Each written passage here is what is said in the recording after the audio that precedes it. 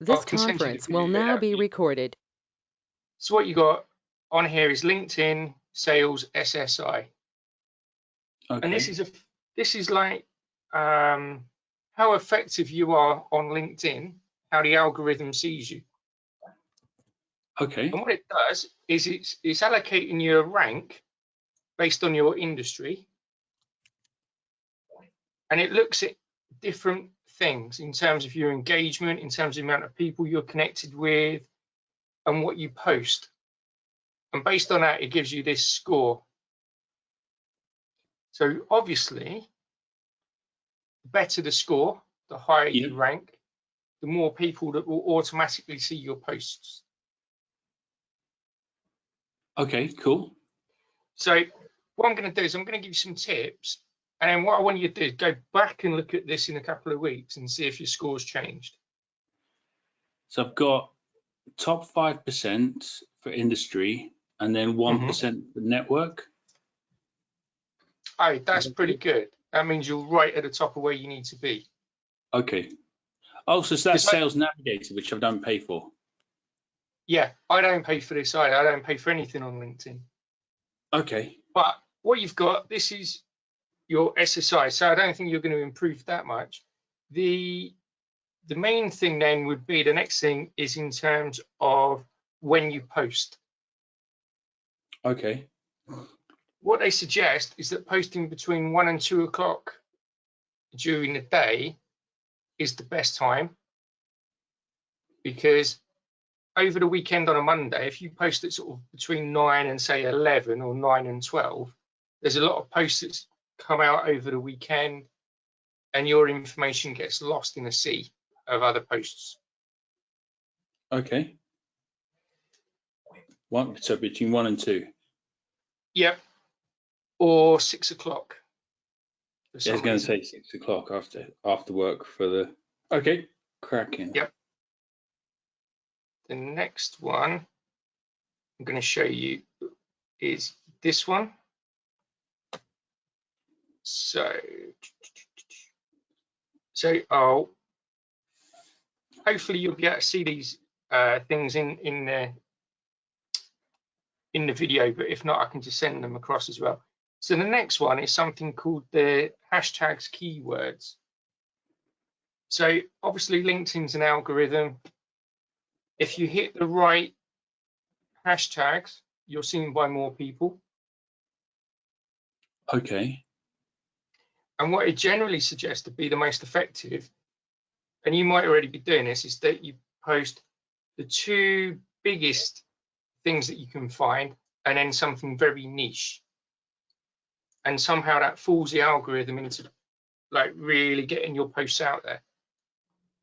And I'll show you how you can see how many people are interacting with your posts next. So the 2 biggest hashtags and then the niche one. Yeah, and what I'll do, it doesn't matter which order they're in, it's just, as an example, there's various hashtags. So, daft as it sounds, the little thing I've just posted in, and I'm going to go through it with you in a second, will make a big difference to how many people see your posts and what type of people see your posts. So you might want to do, as an example, the #1 post on LinkedIn that people follow is for India. So if you just want to put a post out there that you know everyone's going to see, post it to India, it raises your profile, but you don't need to do that. You're just wanting to get your posts out to people in your industry. And the way you can do that is all these different hashtags that you can see in this Excel sheet are all different terms used in posts where people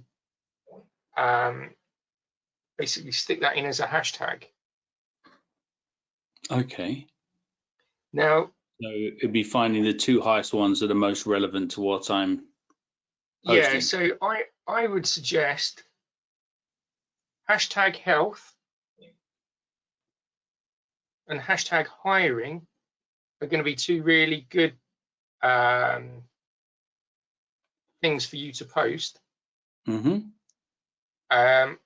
maybe the last one would be hashtag and whatever the particular role is.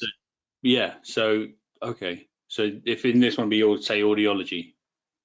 Yeah, but what it's going to do is going to trick the platform into saying, well, this is going to be wanted to be seen by a lot of people, so it will put it out everywhere. And does it make a difference how many hashtags you use, or does it? Or yeah, it's still better to stick to two and one? Yeah, basically the 2 and 1 rule is some people say up to 5. So all of LinkedIn's a little bit of a kind of, they try and keep the algorithm hidden and everything's a bit of a dark art. But generally, most people seem to think the best results is from having 2 popular hashtags and 1 specialist niche. So hiring and health and audiology. And then what I would do is compare it to the post that you put before and see what difference it makes in terms of how many people see it. And where do you get this list from, this hashtag list that you've got? With this, you can type in top hashtags on LinkedIn. Yeah. And it will show up. But what I'm going to give you as part of this crash course is,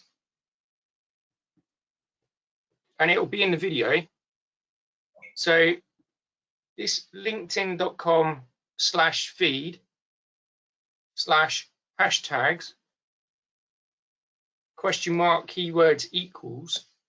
And if I put in health,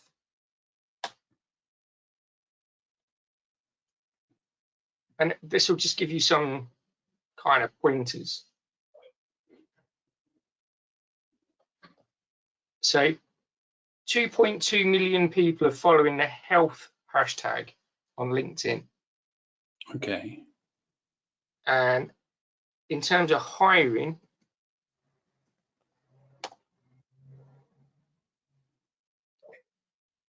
you've got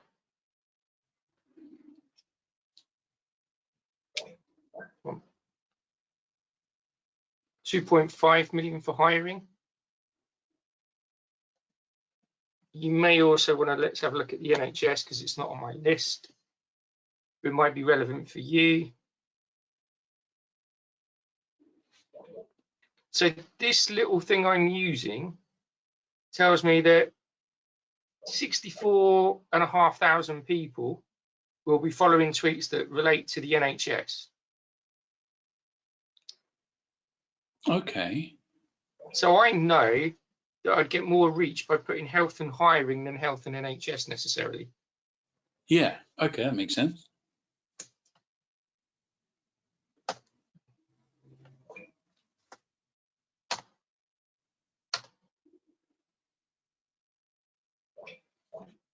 Go on.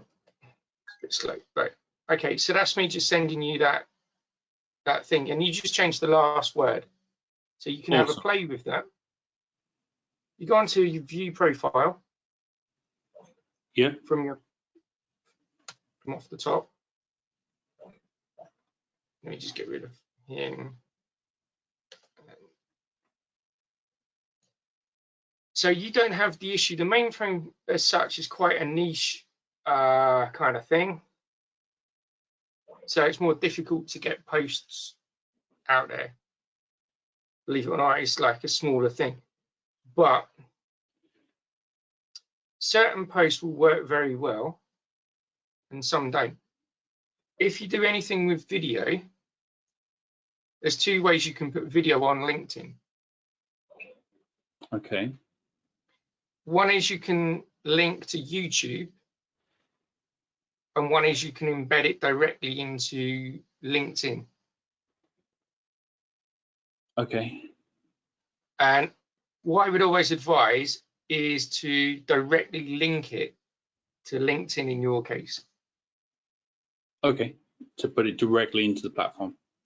Yeah, and that way it will guarantee that it will go to a wider audience. If you do a video and it goes to YouTube, then generally what happens is you're taking traffic away from their platform.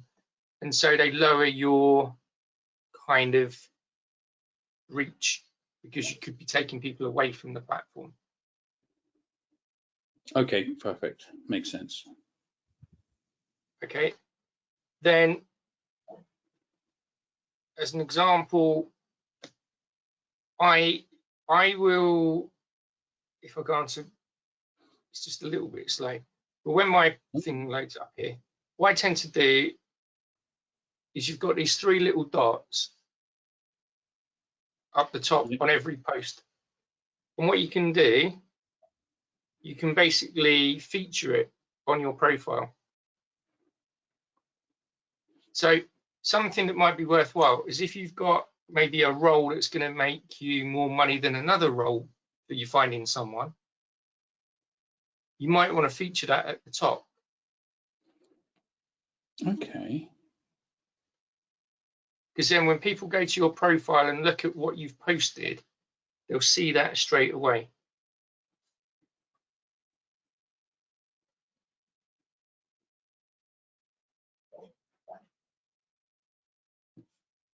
Brilliant. What you've then got, when you go onto your posts, you can click below it if you come off of it through your posts. So if you go view profile and then click on your posts, when you look at them that way, you can get the information about how many people have seen your posts, and it goes underneath. If Okay, it's a video, profile and where did you go? Right. So you go on here, you're just below your, Yep. click on that, and if you click on the little triangle drop down, it takes you to view profile. Yep. When you go there, you can go down to your posts, or activity, and it shows you your posts. And if you click on see all activity, you can see how successful all your posts have been.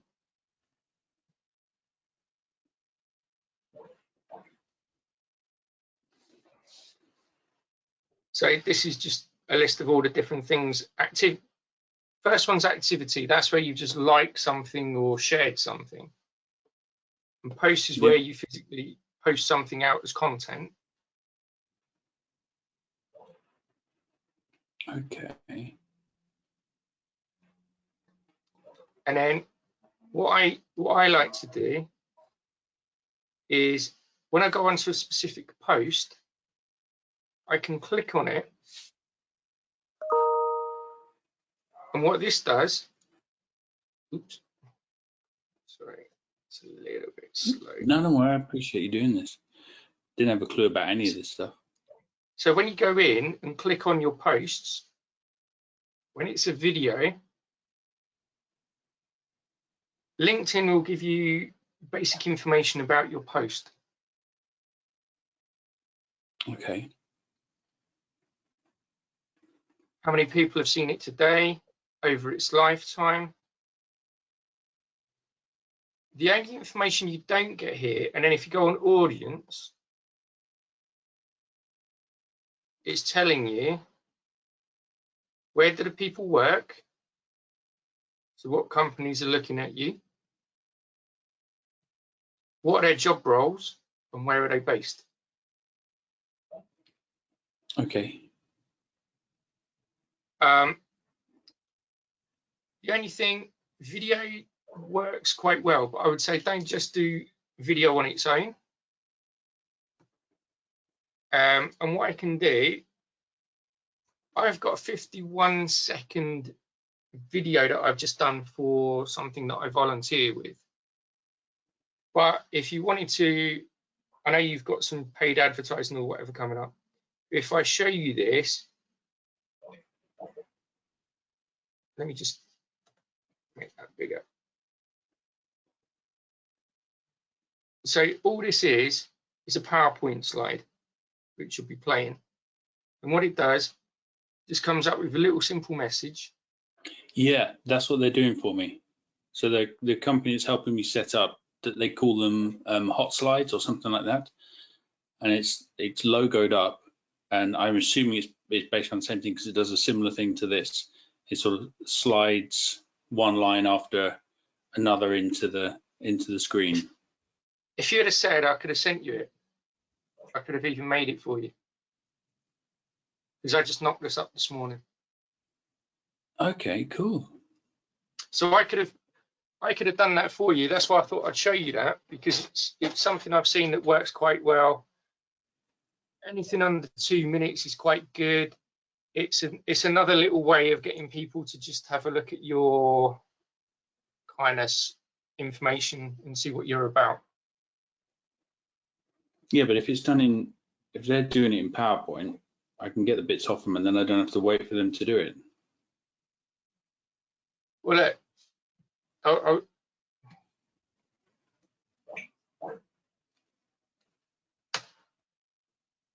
I'll show you how complex that was, what you've just seen in PowerPoint. The easiest thing would be for me to send you this PowerPoint slide, to be honest, and you just amended it to how you wanted if you wanted to use it. Title slide with the logo here. Yeah. Resize to the next slide and moved over so that it does a smooth scrolly transition. The first thing you do, this first slide, you just basically put the text so that it comes out word by word. Then the next one is you just start highlighting the word, then the next one, and then the next one, and then back to there. So it's very simple. Okay. But I can give you a hand with that as well. So if they knock something up for you, they'll obviously put all the nice logos and give it a nice feel, nice colours. Yeah. So use what they're going to give you. I put a note on it to get the file because I only ever get the MP4 when it's done. It's like a 3 to 5 second MP4. But if the file's there. Yeah, and this is all it is that. And then you just basically create a video out of the PowerPoint based on the transitions between the slides. Okay, awesome. So that's kind of like a very quick LinkedIn crash course. The only other thing that's worth looking at is looking at the different groups to make sure you're in all the right groups, which I know you will be because you've been in it a while. I doubt I am, to be honest. I've never looked at groups. Well, let me just go. If I go here, so this is the final thing. Click on home, and then you scroll down on the side and you've got groups on the left-hand side.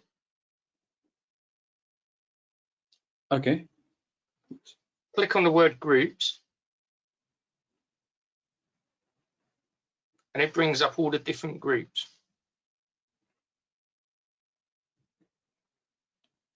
Okay. So I don't know how your health system works. It could either be audiology or it could be health. So if I try audiology,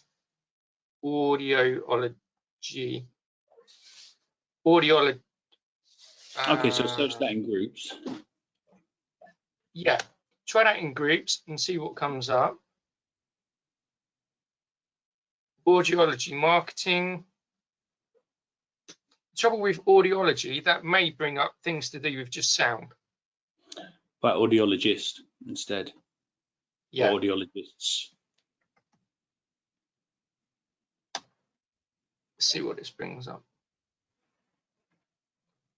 So there's 9,500 people here, Scott, that are audiologists.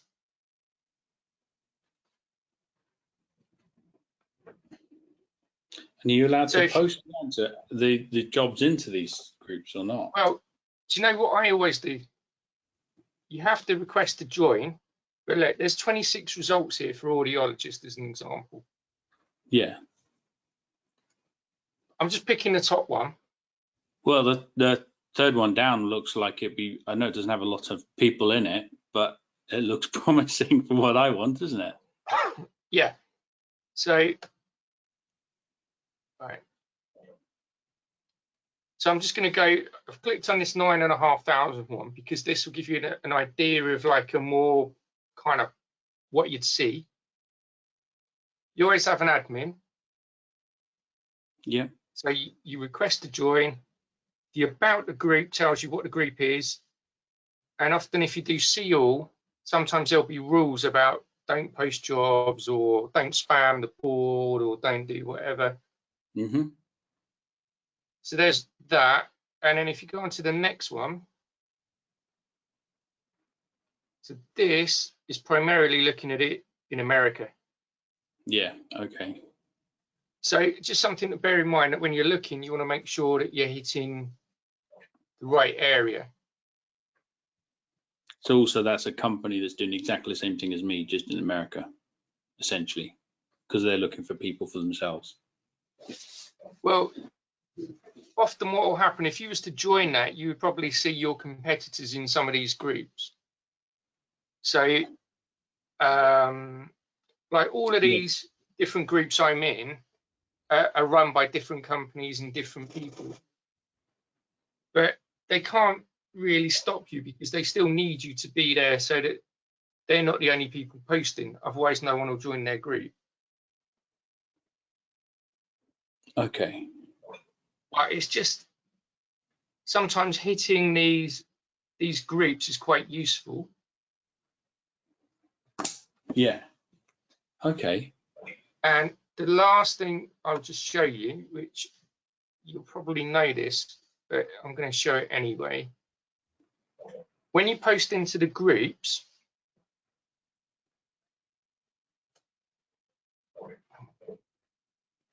right, when you post into groups, the rules around linking to LinkedIn or not are slightly more relaxed.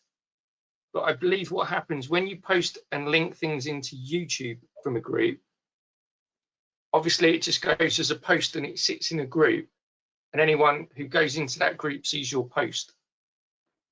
But I'm thinking if you start linking into YouTube, it lowers your overall score in terms of Well, people like you seeing. said, it takes them away from the site, so that makes sense. Mhm. Why would LinkedIn want people going away from them?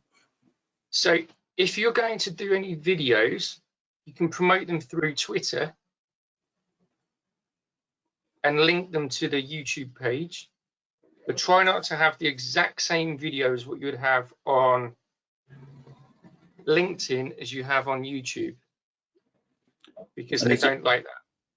So I've set up a page for the company because obviously we're only 3 weeks in.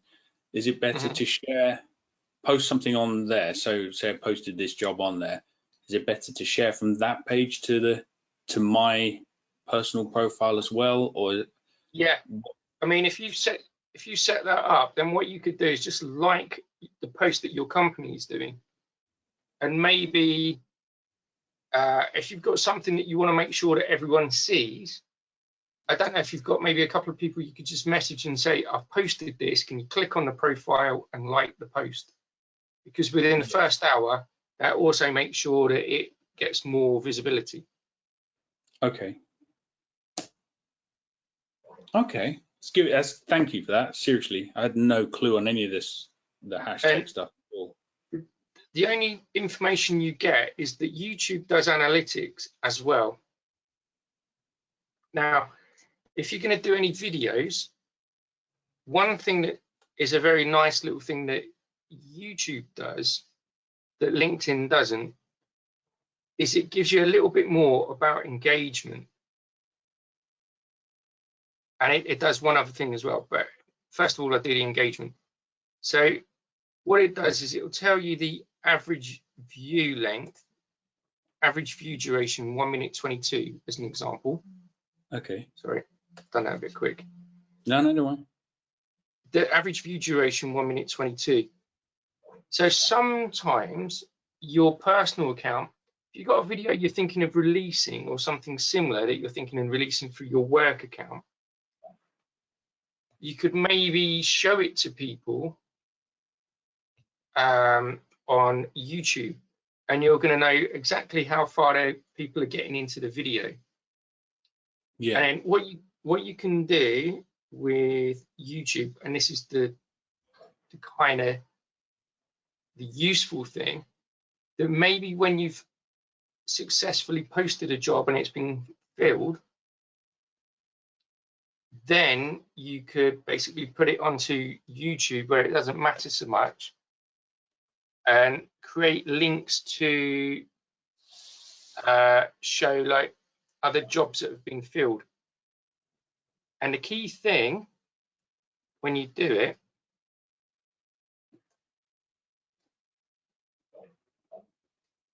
is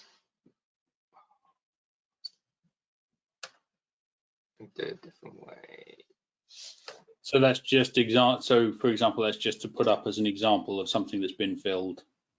Yeah, you might want to just say, you know, obviously it's great if you can get someone who you've put in a position, you can record a little quick chat with how happy they are that they're in that post.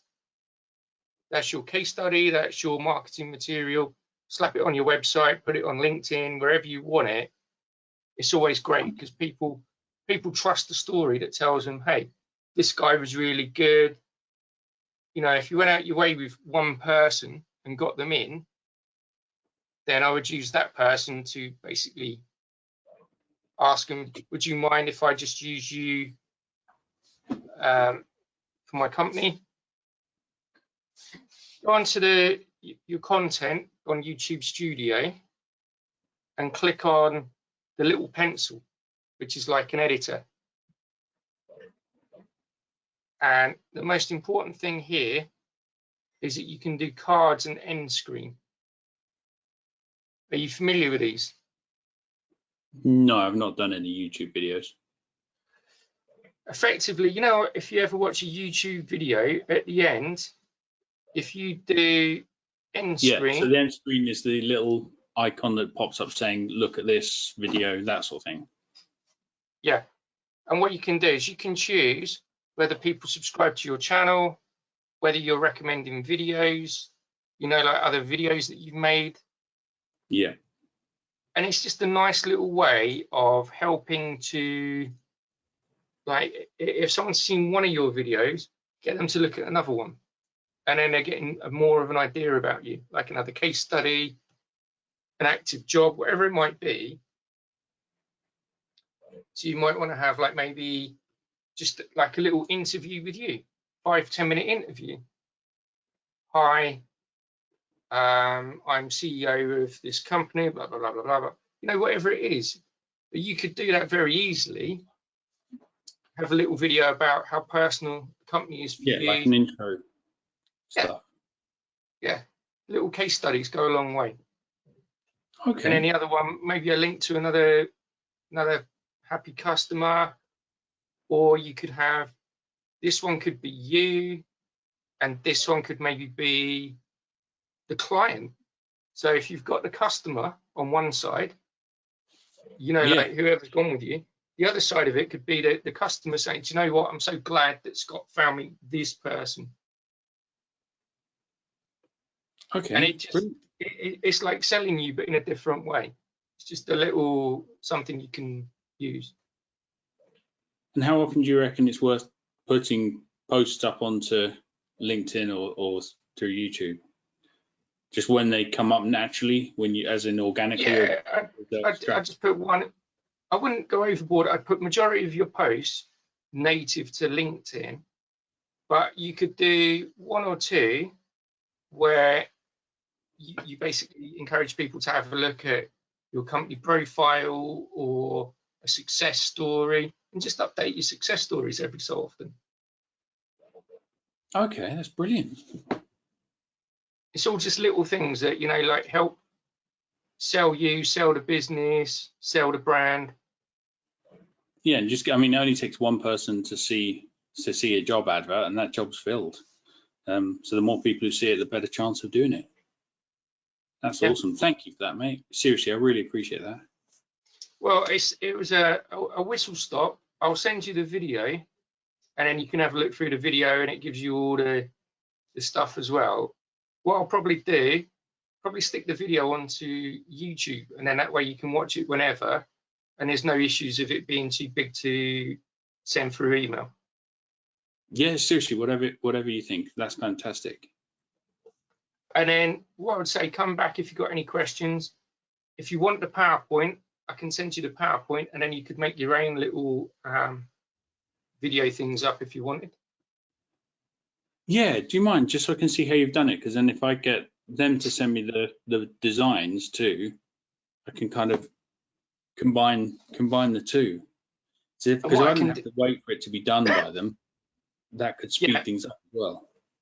Well, the other thing is, obviously, there's what I would mainly do is change the logo, and then make sure that. Tell you what, I'll send you it, Scott. And if you get any problems with making it or doing it, just come back, because it's just a case of linking a couple of images together and how you do. So mechanically, it's all there. If you swap one, swap the other by copying the image, just copy the tile. But it's all good. I'll take you through it, I think. What I'll do, the easiest thing is for me to just send you it. When you've got your other bits, have another quick chat with me, and I'll just go through how it's made. And then it'll save you all the hassle. Thank you for that. Seriously, I really appreciate it. Super helpful. Yeah, well, you know what? It's all sort of. I won't have your. Give me an email that you want me to send it to. At bsr.health.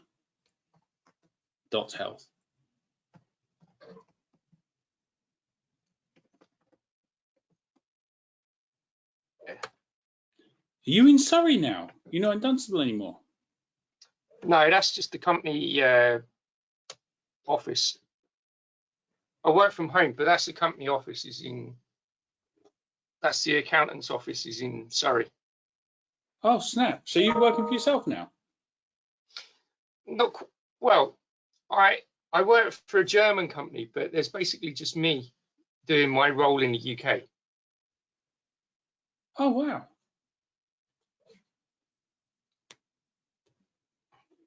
That's come in. Thank you for that.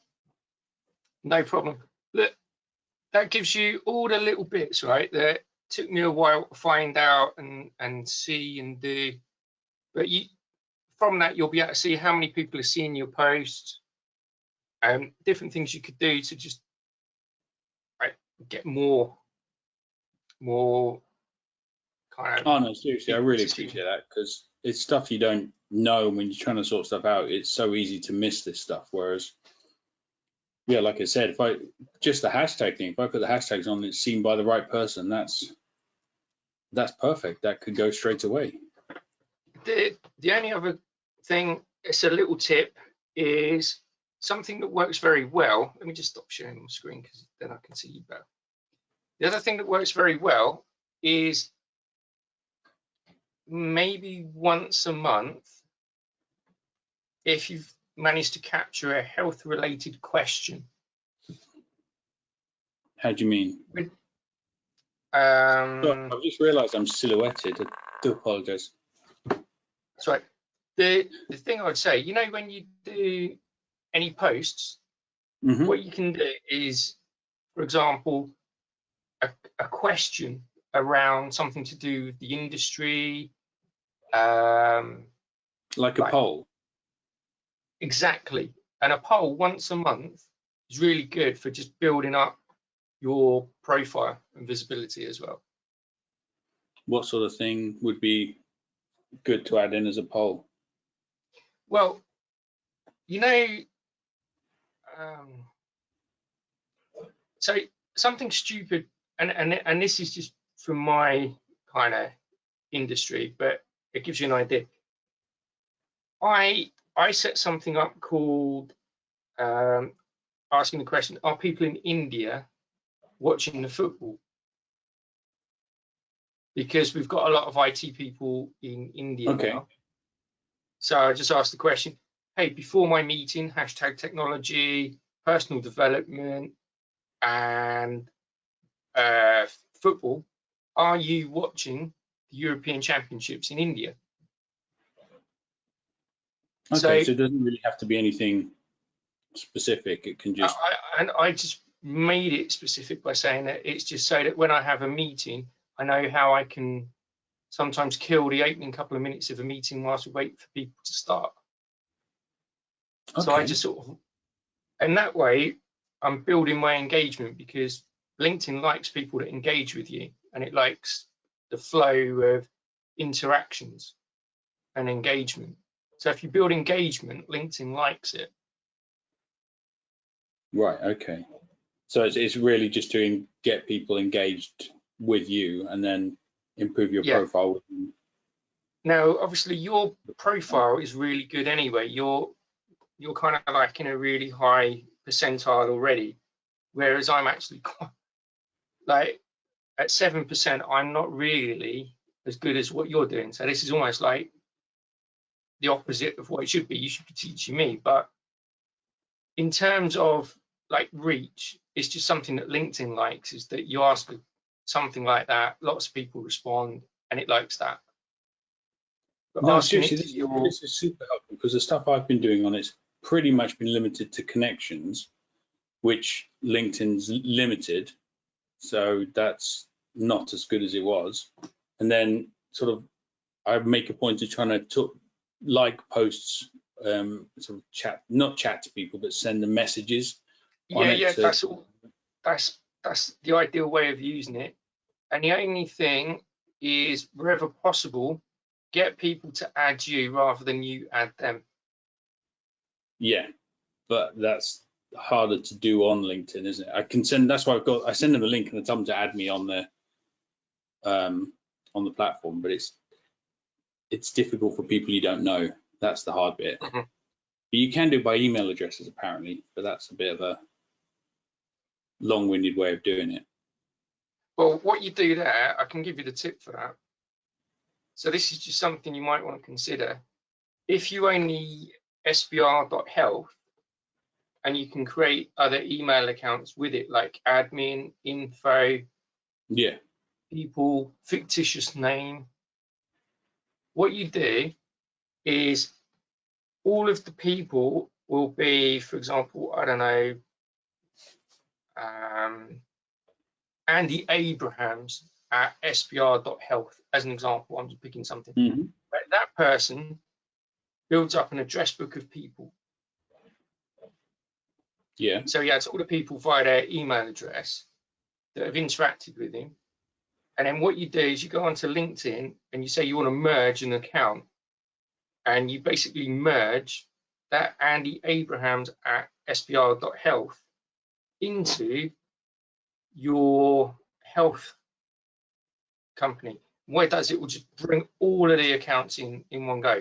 So everything that's on LinkedIn that it can bring in, it will bring over. Okay. And you make that Andy Abrahams account on LinkedIn as well. And then you can just, what it's effectively doing is cheating the system slightly, because you just pull over all the accounts in one hit into one place. Okay, so just do that with because I've got a couple of other email addresses, just so get all of that loaded up. Okay. Yeah, and then that way, when you pull it in, you can do it all in one go and there's no penalty. But if you start doing them one by one, what I found is I started with I think I had 173 connections or something daft. And as I was adding people, I just got banned by LinkedIn. They do this LinkedIn jail where you have to wait before you can add more people. And it was doing my head in. So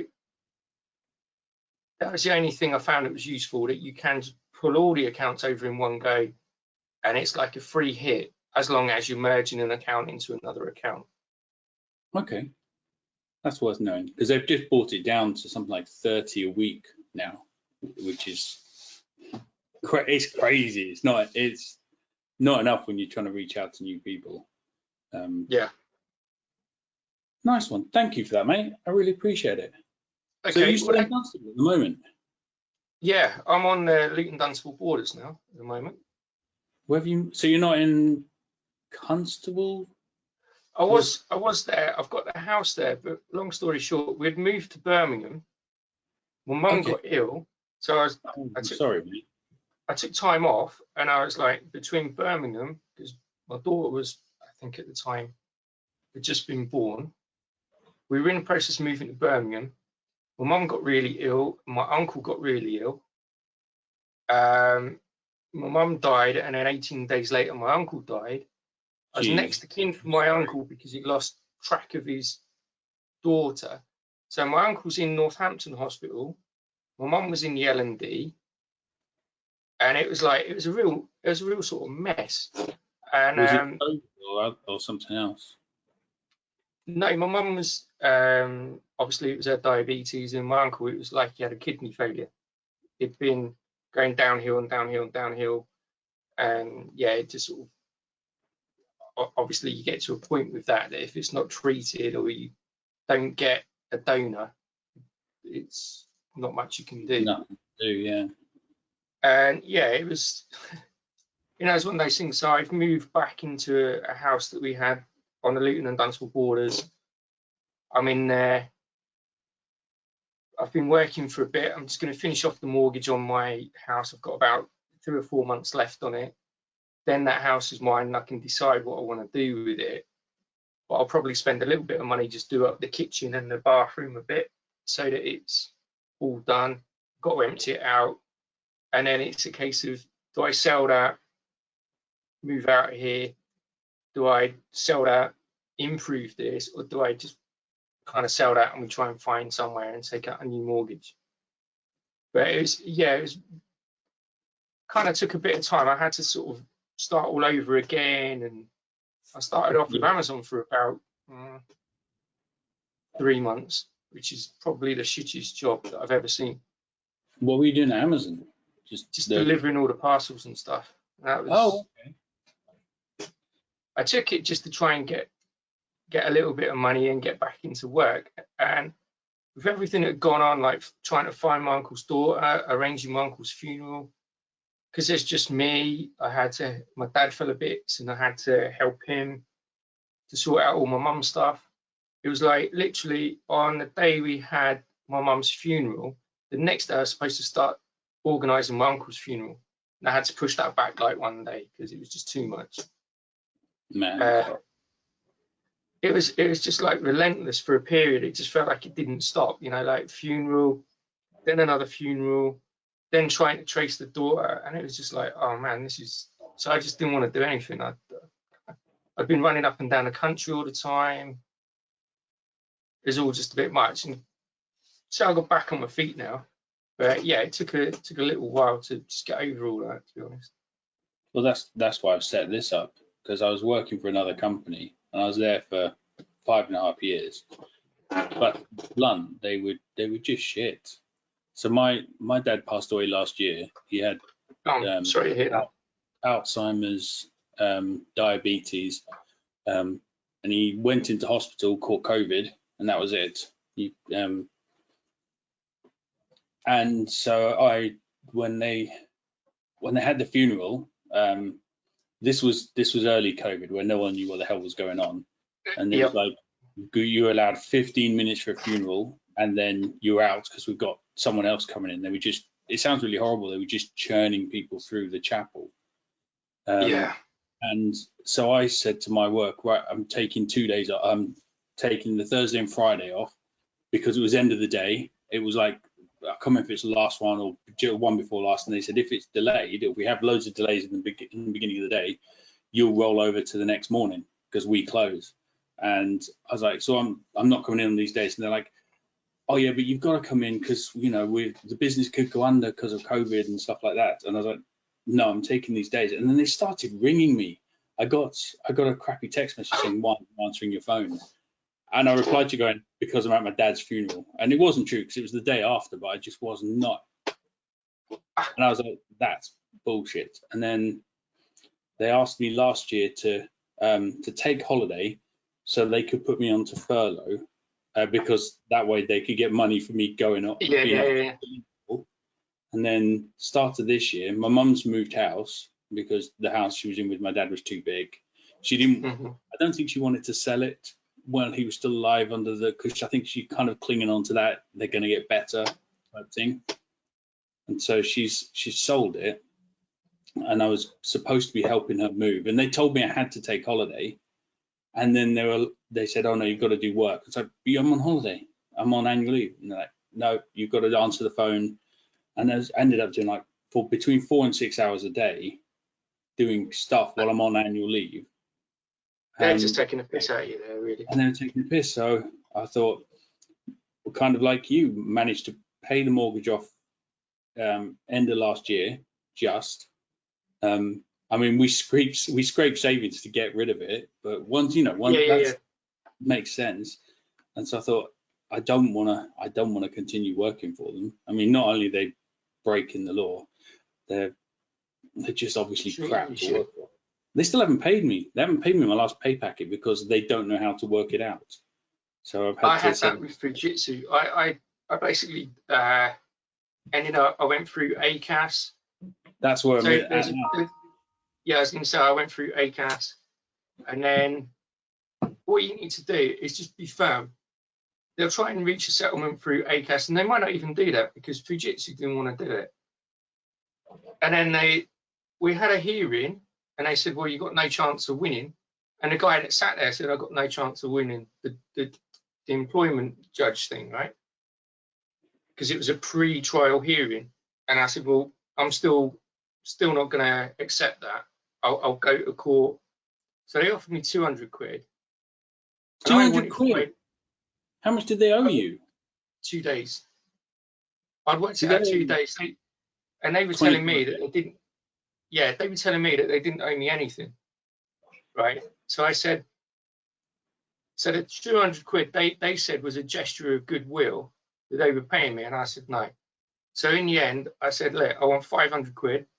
So they offered me 250 quid. I said, no, I'm still going to go to court. Then the next thing you know, because it's basically costing them a lot of money to employ like a barrister and all the rest of it, they could go to court, but it doesn't look good for them, even if they win or lose, because it gets registered the company name. So it was in their interest not to go. Right.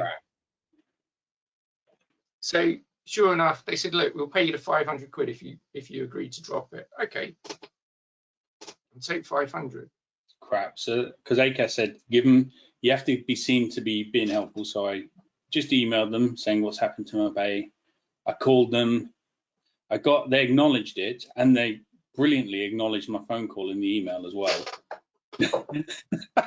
It's brilliant. It's just like you've just held your mug out and it's just disappeared. It's like some kind of magic. And so I'm waiting. I have to wait till close of play on Thursday before I can raise it with ACAS, because then they'll have had a week of me being nice. Then I've sent them an email going, I've got no other choice than to raise a formal grievance. And then they've ignored me. So as soon as I've done that, they've ignored me. But they paid me wrong. You paid me late. It was that's why I've just got to hope I'll make a success of this. And I don't need to make the same amount of money as before. I just need to make enough to live on. That's the plan. Yeah. And you know what? Like any business got, the hardest bit is just getting off the ground. Yeah, that's where I'm at the minute. I thought I'd actually done a deal on Saturday, and then the client withdrew the offer. I was just gutting because I put so much effort into it. But we'll see. But look, so whereabouts are you on the Dunstable Luton border? Pointers Road sort of end. Pointers Road, yeah. I'm on the Luton Road. Do you know where Catherine Drive is? Yeah. I'm there. Okay. That's because that's one of the respite homes is down there, where right down the end of Catherine Drive is that's where my dad was for the first lot of respite. But he was, sounds horrible to say, he was too far gone. They couldn't cope with him on respite. Well, I had a scenario. I moved. Obviously, you might have had this. You know, where you move them from one hospital to another, and they go through, have to make you aware that you could die in here, da, da, da, da, da. He's very unwell, da, da, da. And you have to go and see a consultant. Did you have all that? No, because you weren't allowed to go and see, were you? This is COVID. You weren't even allowed in the hospital when they said he was dying. It's horrible. I had to go. My uncle didn't like Kettering. It was really cold for his dialysis. Obviously, when you're getting dialysis, you want a warm room because it's quite harsh on. So I moved him to Northampton. It's a more modern, more pleasant hospital. Generally, it's much nicer. But from moving him from one to the other, you get the whole, you have to go, you speak to one consultant, then you speak to the next consultant at the next hospital, it tells you the same thing, likely to die, blah, blah, blah, blah, blah. My mum's in the other hospital at this point, and you're going through all this. And then on the day that we were registering my mum's death at the registry office in Luton, the Northampton hospital phoned up to say, your uncle's really ill. And they're saying, you got to come in. You got to come in. Now, I could have been working. I could have been doing anything. She's going, you must come in now. You must come in. And I said, who am I talking to? Because it was like really bad English, not listening. Yeah, and they don't give you a name or anything like that. The L&D were like that. They just kept saying, it's Luton Dunstable Hospital. I was like, but what's your name? Luton and Dunstable Hospital. Yeah. And you really want to just go, either your parents hate you or you're bullshitting. Yeah. Well, this is what we got to. Then I said, can I speak to someone else? So they put someone else who spoke English. I said, look, I don't know who I've just spoken to. They're demanding I come in. I said, I can't physically do that. I said, right now, I'm just about to go and register my mum's death at Luton Registry Office. There's no way I can physically get to Northampton, no matter how ill my uncle is. I appreciate you phoning me to tell me that. I can't get there right at this moment. I'm going to be for the next hour completing all the paperwork for my mum. And I went, oh, we're really sorry. I'll explain that to her. But it's just, you know, like you get all that sort of stuff goes on as well. Then I had to go to my uncle's house, receive all the equipment because he wanted to come home. He didn't want to stay in the hospital. So I took all the equipment to the house, had to meet with the end-of-life care team. He said, basically, your uncle died in the house. And he never got home. He died in the hospital. I'm sorry, mate. Well, you know, at the time, it was just horrible because it was like my mum and my uncle, and it was all just on top of each other. It's too much. I mean, one's too much, let alone having to do with two. Yeah, and the thing was, because it's just me, my dad was in a state, and it was like trying to pick him up, and he couldn't see no point in carrying on, and oh, fucking hell, it was just like, oh, this is awful. Gradually, you kind of, like, as people say, it's a bit cliche, but with time, you just get a bit better at it, and you start moving forward a bit. But for me, it was time, I just needed a break. When you're organising stuff, you're doing things, but it's when you stop that's the problem I had. I was just numb. There was like a period where, you know, there was comedies on the TV, and it was just like I was hearing noise. You know, it just meant nothing to me whatsoever. I couldn't engage with it at all, and it was really weird. I just felt like I was sort of numb, just going through the days. And gradually it got a little bit better and a little bit better, but it takes time. And yeah, I think in a way, I'm pleased that I did what I did, because taking that Amazon job, there was no stress in it. At the end of the day, if you don't deliver a parcel, someone else will come along, take them off you and deliver it. I couldn't care less. Yeah, it's probably nice to have no stress, to be fair, I think. Yeah, and then I kind of went back into like doing some work, and now I'm doing a bit more like slightly higher level kind of work. And it's nice that I didn't go straight into this, because I don't think I would have coped. Yeah, that's the thing. I've got to get. I want to focus on this, but then I'm just getting nonsense from the other place. I mean, to not pay me is just crap, especially when I've got it in writing and they don't know how to work it out. That's stupid. I've actually got that in writing as well, that they don't know how to work out what to pay me. Like, okay. No, thank you for that. Thanks for reaching out and giving me some tips, because I didn't know any of that stuff. It's super helpful. Well, look, it's all the little things. The other thing I can do for you, Scott, if you get a client or a customer or someone else that you've got a good relationship with. You've obviously got your software, you know, to just hold a conversation. If there's someone nearby, and I offer no promises, I might be able to get you a proper like video recording, like a proper case study. Oh, and wow. I'll do you one for free. I'll just come Oh, mate. over. I'm going to sort try some of that stuff out, because in theory, what he says flipping onto his email, one of those dings that we got should have been a candidate video, because I've got a candidate who wanted to try and put it onto the website. So you said 1 o'clock, so that's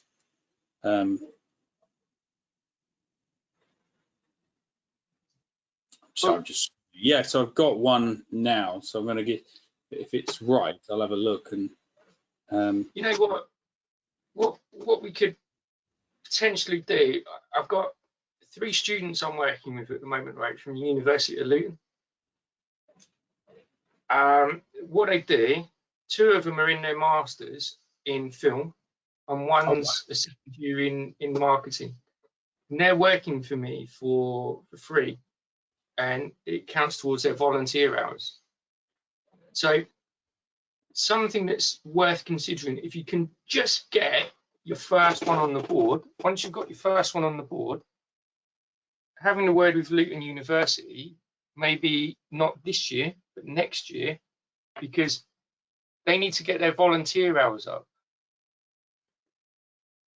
Yeah, that's a smart idea, actually, because then that some of this content stuff would be kind of done. The way I would give you a suggestion is maybe have a word with the NHS. It's going to sound a bit crazy, but here's a win-win-win situation. If you can get them on board for next year, right? Contact the hospital, because you're in that line of work, and say to them, look, would you like us to film something for one of your departments, either for your website or just for something that you could send to people, maybe like diabetes advice as a video, Alzheimer's advice as a video, something that we could help you with, because I've got some students who want to get their volunteer hours up. You then have got content that's going to really like raise your profile, because you've done something really good. People will go, wow, that was really good of that company to do that. The students, it's all great for them because it builds up their show reel, gets their volunteer hours, achieves everything they need. And probably for you, the worst it's going to be is maybe a day out of like what you would normally do to go and film it. But then you're going to make contacts at the hospital. Yeah. So let me pick your brains very quickly. So if I'm posting this candidate profile up, is it better to do it on my page or on the company page? I'd do it through your company page. But the company page only got 76 followers. Yeah, but you've got to build those up. Because that's the bit I was on about. Your SSI, if you do it for your company at the moment, you probably see it's quite low. And that's where the engagement, ultimately people have got to start looking at your company LinkedIn. So the polls, the hashtags, all of that kind of stuff, getting engagement. So when you post something, getting someone to like it, all builds up your engagement and will raise your SSI for your company. But so just stick the hashtags on to the video, for example. Yeah. And then is it worth sharing that video as me onto my profile as well, or? Well, you could just like it from your profile. But will then any of the connections I have see it? Yeah, if you like it on your profile, then they're going to see what you like. People that are following you, if you've got a very high score, will see what you're liking. Okay. Okay, fine. And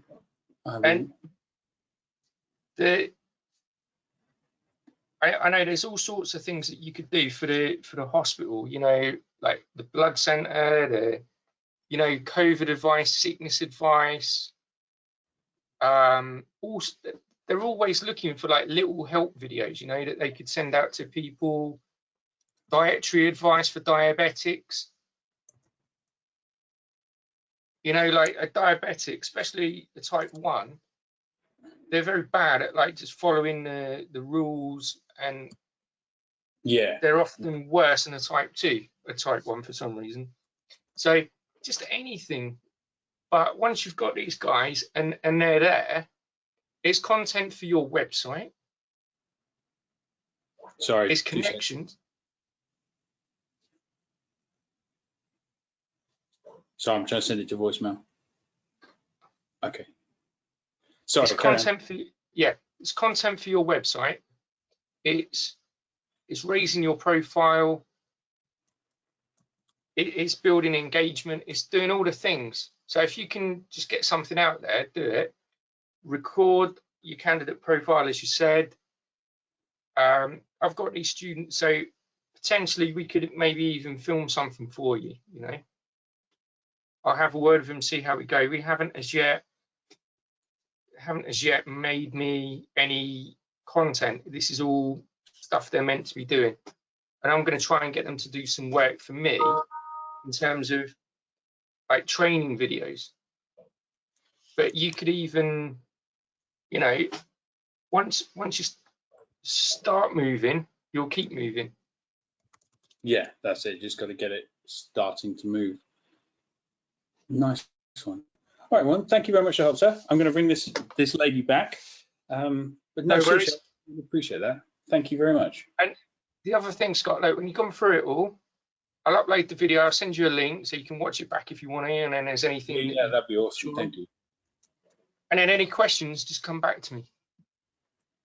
Okay, I will do. All right. Thank you again. I really appreciate it. That's all right. Good luck with the business. Thank you very much. And yeah, I'll catch up with you very soon. All right. Cheers, mate. I'll speak to you soon. Speak soon. Take care. Right. Bye.